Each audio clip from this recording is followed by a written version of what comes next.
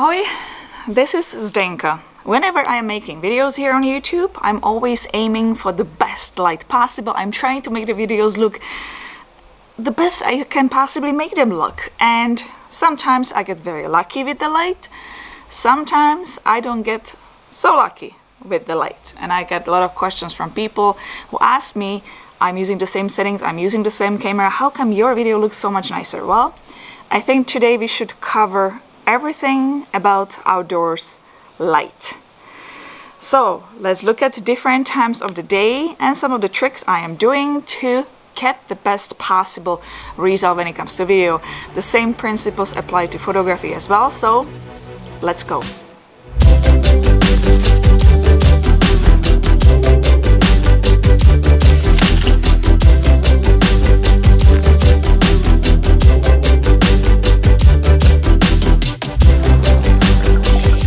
And if you are new here, my name is Zdenka. I work as a photographer since 2007.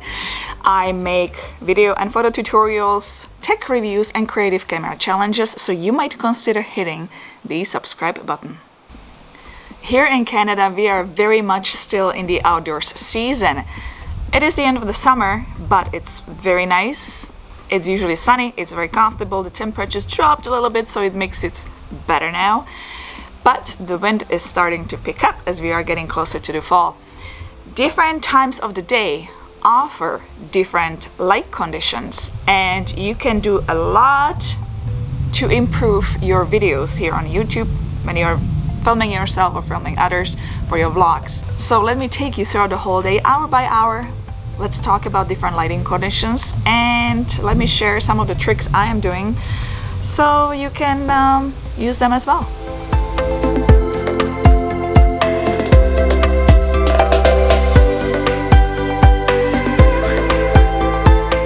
I'm pretty sure that some of you saw my summer videos, which were filmed very early in the morning. Well, I actually didn't have to film that early in the morning, but there were 3 reasons why I chose to drag myself out of bed at 4:30 a.m. Reason number 1, temperatures here in Canada are super hot in the summer days and the humidity on top of it doesn't really help. So you sweat pretty much the whole day. But when you get up so early in the morning, it's nice and cool and it feels super comfortable. Reason number 2, parks are completely empty. Who would want to go to the park at 4:30 a.m.? You will see here and there the occasional runner. You know, people like to exercise in the morning maybe before they go to the office, but that's about it. So some runners, some people on the bicycles, maybe one person or two walking their dog, but that's about it. The parks are so quiet, you don't get to hear all those voices talking, so it is so much better for your microphone as well. And reason number 3, you get the nicest light of the day. Very plain and simple, the nicest light of the day. So I got up at 4:30 a.m., got my makeup and hair ready, got out of the house quickly, swing by somewhere to buy coffee on the way, and made sure I'm on that location 15 minutes before the sun was coming out. During that time, during 15 minutes, I was usually filming the B-roll because the colors were the nicest.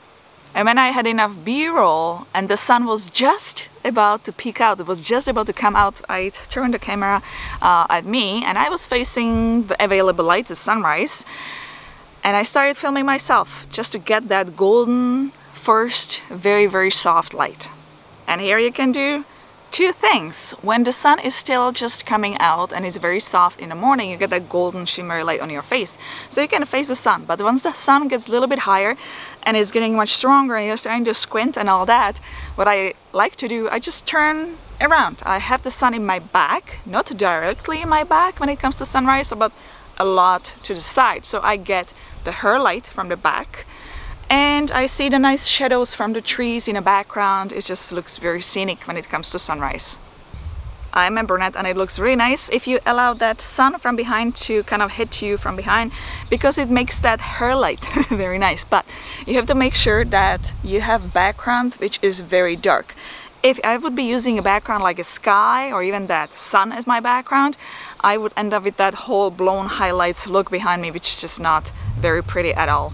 To make things even better, I'm using this little notebook where I'm actually writing all my scripts. I know I could be using a computer, I could type it all there and just print it out, but truthfully I'm trying to minimize the computer screen time from my eyes. In my case, the right eye is still bugging me, so I'm the old-fashioned, just writing the scripts by hand, literally. So when I was filming in the mornings, what you didn't see sometimes when I was sitting on a porch, I was using the white paper from my notebook as my reflector. So when I was actually lifting my arm like this a little bit, I was getting that nice filling light back into my face. Just a little invisible trick. Morning light is seriously very rewarding and it's super easy.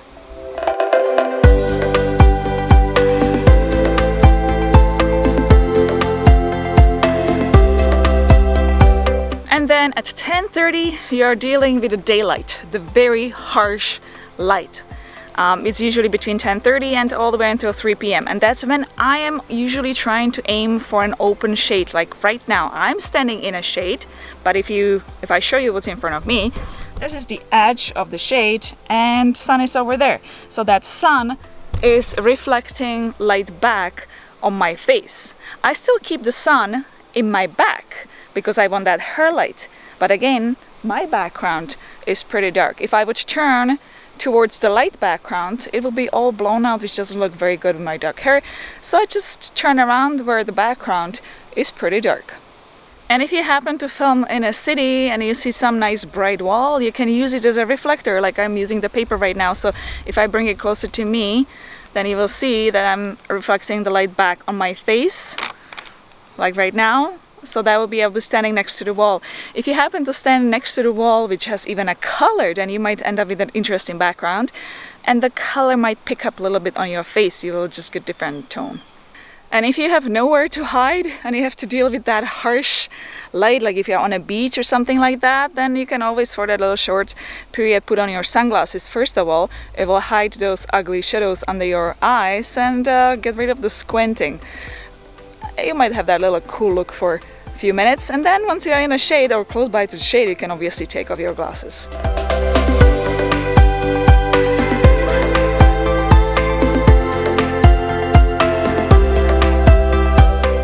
And if you wake up in the morning and you look at the weather forecast and they are calling for overcast day or cloudy, I always say it's a lottery time. That is the best day of all to film at. You can shoot in any kind of direction, you have the perfect studio light. Every time I say to the bride during the wedding, when she's kind of looking all sad because it's overcast, and I tell her, hey, you just won the lottery with light, they kind of look at me like I'm crazy, but we all know what I'm talking about, right? So yes, when it's overcast, it's time to get outdoors and film for sure. And for late afternoon and evening, the same principles apply like early in the morning during sunrise. Well, I really hope that you found the tips in this video useful. Hit the thumbs up button if you like today's video. Subscribe to all future videos like these. If you have any questions, comments, or you simply want to say hello, you can just do that in a comment section below. I will read it all and I will try to respond. And I'll see you, my friends, in the next video. Ciao, ahoy!